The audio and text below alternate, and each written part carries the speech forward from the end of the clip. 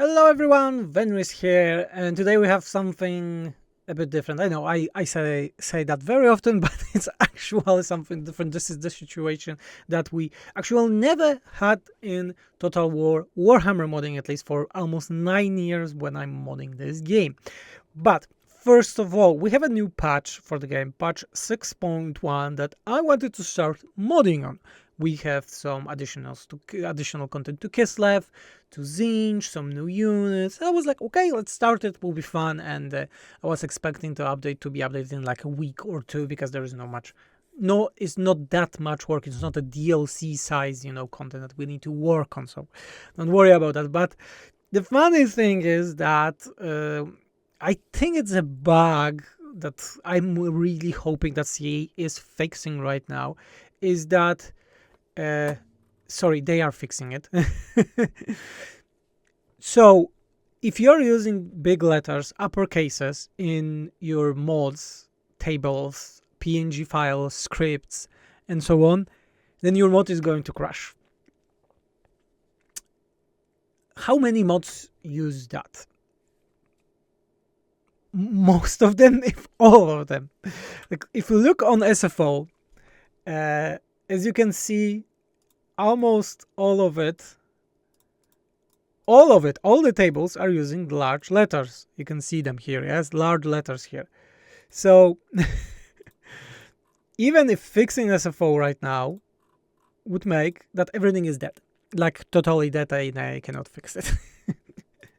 But the other thing is that Frodo, the creator of Rusty Pack File Manager, the best modding tool right now, that is for Total War games, made a solution for it that using experimental version of Rusty Pack File Manager allows to lower the cases of all the files, or most of them.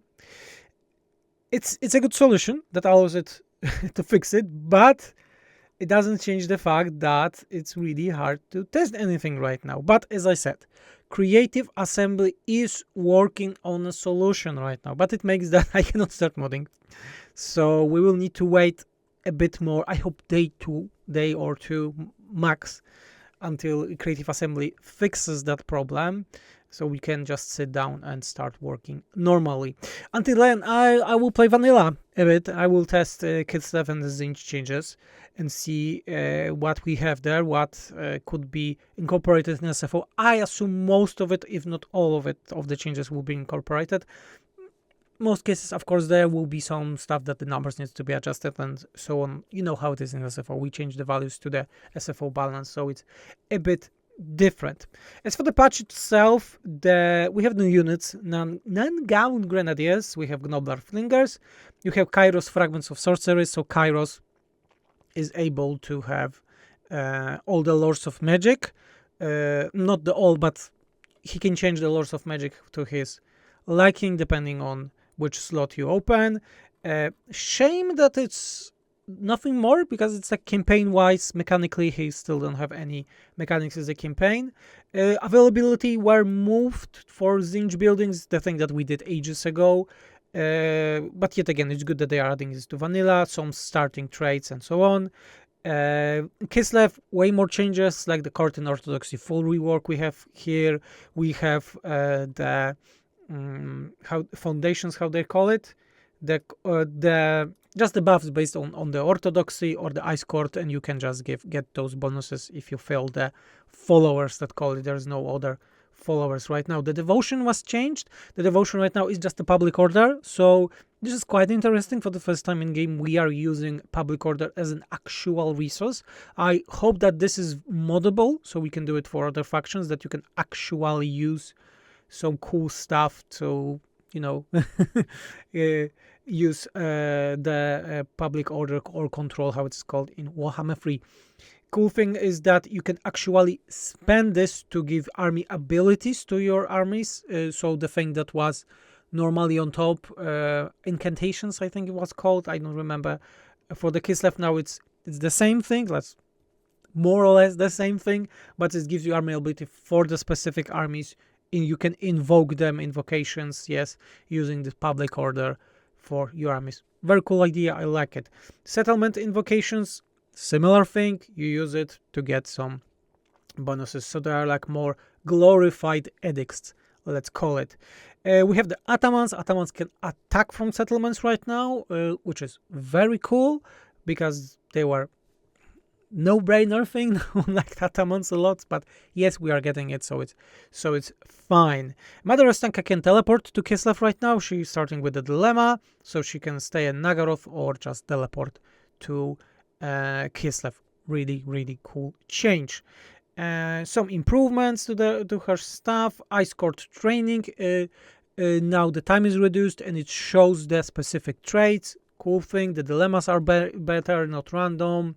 Building trees were changed, which I really like because they recently added this feature to the dwarf dwells. I think had it that as a first that buildings were able to branch. Branching of a building was a thing introduced in Free Kingdoms, so quite some time ago, and it's coming to Total War Warhammer 3, which is a fantastic feature that I would like to utilize for more factions and so on. And as you can see, you can have a different variants of the building depending what you pick. Great addition, if you ask me. Technologies, as usual, as I'm always laughing, there is a rework. It means that the technologies will get tab. From what I saw, it's fine. The technologies are fine, but it's not many of them. I would add more technologies because yeah, we have 3 tabs, but it seems that we don't have many technologies here. Some skill tree changes and so on. Small stuff with UI display. The thing that was also modded ages ago is that abilities are now separated. The mod that I was using, so I don't remember the name right now, but it was a great mod that was doing exactly the same thing. So not like that, and this is how it is looking right now. And with SFO it's looking even better because, as you remember, we have a different frames depending on your abilities. If it's a ability, if it's an attribute, if it's physical resistance, and so on. So it will look even more clean on SFO. Horse cavalry will turn faster. I saw that the changes in the tables already. A lot of those were changed, so it will take a fairly amount of time to adjust it to SFO, but in most cases SFO already have those turn speeds increased, so we will just need to look here and there. A lot of fixes, AI, performance, animations, good stuff. What can I say? Good stuff. Patch is looking good. Actual content for and not just fixing stuff, which I really like. The only thing that I'm worried about, as I said, is this, that it is not working and it's not suitable to mod for now, but I'm quite sure they will fix it very soon. Okay, that was all for this video. Thank you for watching. I will be informing on my social media, so Twitter, here, and Patreon, especially on Patreon and Patreon Discord, on the progress of an SFO update. It's the best way to support the mod via Patreon, so you can get this free content and we can still work on it full time.